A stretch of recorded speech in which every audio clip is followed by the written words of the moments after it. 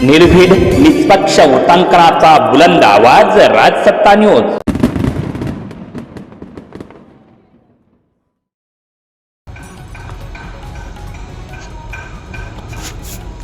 श्रीरामपूर आकाश दुबैया हत्येच्या निषेधार्थ सर्वपक्षीय मोर्चाला उत्स्फूर्त प्रतिसाद। झरेखाटी प्रतिनिधी सोमनाथ डोळे।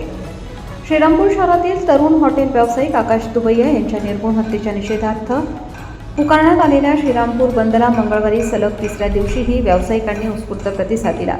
शहराच्या इतिहासात प्रथमच गुन्हेगारी विरोधात सलग 3 दिवस स्वयंस्फूर्तीने कडकडीत बंद पाळण्यात आल्याने नागरिकांमध्ये वाढता असंतोष आणि सुरक्षिततेबाबतची चिंता स्पष्टपणे दिसून आली। दरम्यान आज चौथ्या दिवशी सकाळी 10 वाजता शहरातील श्री हनुमान मंदिरापासून सर्वपक्षीय मोर्चाचे आयोजन करण्यात आले होते। मंगळवारी सकाळपासून शहरातील प्रमुख बाजारपेठा, लहान मोठी दुकाने, टपऱ्या तसेच विविध व्यावसायिक प्रतिष्ठाने पूर्णपणे बंद ठेवण्यात आली होती। या बंदमध्ये व्यापारी, उद्योजक, विविध सामाजिक संघटना, सर्वपक्षीय कार्यकर्ते आणि सर्वधर्मीय नागरिक मोठ्या संख्येने सहभागी झाले होते। शनिवारी भर दिवसा लक्ष्मीनारायण पॅलेस हॉटेलमध्ये आकाश दुबैया यांची झालेली निर्घृण हत्या ही शहरातील वाढत्या गुन्हेगारीची गंभीर घटना मानली जात आहे। गेल्या महिनाभरापासून चाकू हल्ले, कोयत्याने वार, गोळीबार आणि इतर हिंसक प्रकार सातत्याने घडत असल्याने नागरिकांमध्ये भीतीचे वातावरण निर्माण झाले आहे। या पार्श्वभूमीवर सर्वपक्षीयांकडून गुन्हेगारीला आळा घालण्यासाठी प्रभावी उपाययोजना करण्याची मागणी अधिक तीव्र झाली आहे। आंदोलनाची व्याप्ती वाढत असताना मंगळवारी शहरातील सरकारी, खासगी शाळा आणि महाविद्यालयेही बंद ठेवण्यात आली होती। मात्र सलग 3 दिवस शैक्षणिक संस्था बंद राहिल्याने विद्यार्थ्यांच्या शैक्षणिक नुकसानीबाबतही चिंता व्यक्त केली जात आहे। नागरिकांनी 3 दिवसांच्या शांततापूर्ण बंदनंतर आज काढलेल्या मोर्चातून गुन्हेगारी विरोधातील रोष व्यक्त करत शहरात कायदा व सुव्यवस्था अधिक सक्षम करण्याची मागणी होत आहे। दोषींवर कठोर कारवाई आणि शहरातील गुन्हेगारींवर प्रभावी नियंत्रणासाठी ठोस उपाययोजनांची मागणी देखील यावेळी करण्यात आली। प्रतिनिधी सोमनाथ डोळे।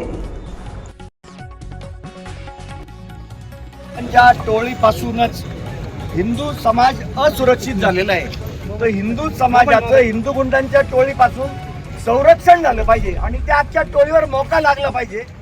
या मागणीसाठी खऱ्या अर्थाने या ठिकाणी हा आजचा मोर्चा आहे। या ठिकाणी असं सांगितलं जातं की आमचा संबंध नाही आकाश दुबैयाच्या हत्येशी, तर तो जो सूरज जाधव आहे, हा सूरज जाधव गोरखजेदेच्या बायकोचा त्या ठिकाणी भाऊ आहे सक्का। आणि गोरखजेदे कोण आहे? सागर बेगचा गोरखजेदे सागर बेगचा भाऊ आहे ना, मावस भाऊ। यांचा डायरेक्ट संबंध आहे ना।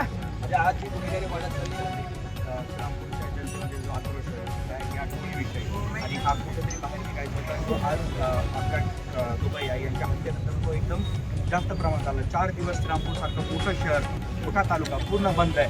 शाळा असतील, बार काउन्सिल असतील, सर्व व्यापारी असतील, सगळ्यांनी स्वयंस्फूर्तीने बंद केलेलं आहे। आणि या बंदचा आज हजारोच्या संख्येने आम जनता रस्त्यावर उतरले मोर्चाच्या माध्यमातून। आमची विनंती आहे सरकारला आणि पोलीस प्रशासनाला की या टोळीवरती मोठा गुन्हा दाखल झाला पाहिजे। असं आहे की त्याचे या टोळीवरती एक जणांवरती 30 गुन्हे दाखल आहेत।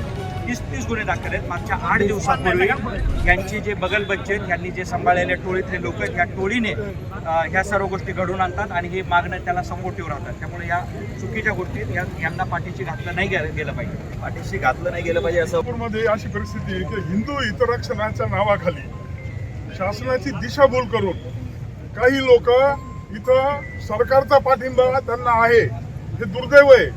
दिशाभूल करून हिंदू हितरक्षणाच्या नावाखाली ही गुंडगिरी चालू आहे। आणि आज आपण जर संख्या पाहिली तर सगळे हिंदूच या मोर्चामध्ये सामील झालेले आहेत, बहुतांश। मग जर हिंदू हिताचं रक्षण झालं असतं तर एवढे हिंदू विरोधात उतरले नसते ना। मग शासनाने पण याची कुठेतरी, आणि आज परिस्थिती अशी आहे, आमच्या माहितीप्रमाणे हा शासन पुरस्कृत दहशतवाद आहे। मुख्यमंत्री कार्यालयाची दिशाभूल करून हिंदू हितरक्षणाच्या नावाखाली हा सगळा नंगानाच इथं चाललेला आहे। हिंदू रक्षणाच्या नावाखाली कुठेतरी दहशत असलेले मुलं कमी किमतीच्या नशेचे इंजेक्शन घेऊन वेगळ्या मार्गाला लागलेले आहेत। एक श्रीरामपूरची स्त्री म्हणून ती किती मुलांना बाहेर पाठवताना सुरक्षित आहे, हा पण एक विचार आहे।